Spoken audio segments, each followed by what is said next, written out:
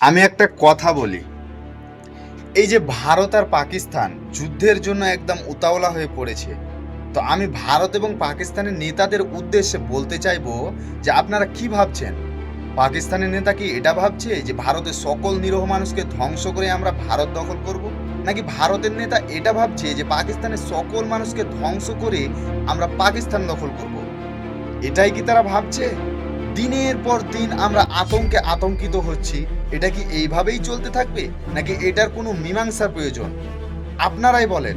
আপনাদের মূল্যবান বক্তব্যটি কমেন্ট করে জানান। বসে থেকে হবে না। এটা কি এইভাবেই চলতে থাকবে, না এর কোনো একটা মীমাংসার ব্যবস্থা করবে নেতারা? ভিডিওটিকে বেশি বেশি করে শেয়ার করো, যাতে সকল নেতাদের কাছে এই ভিডিওটি পৌঁছে যায়।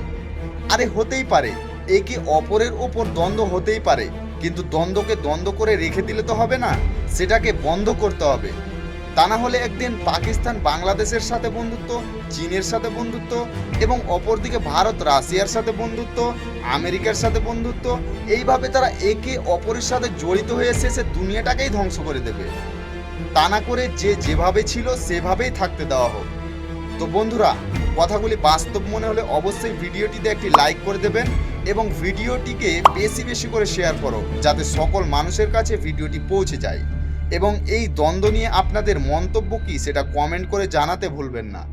সকলে ভালো থাকুন, সতর্ক থাকুন।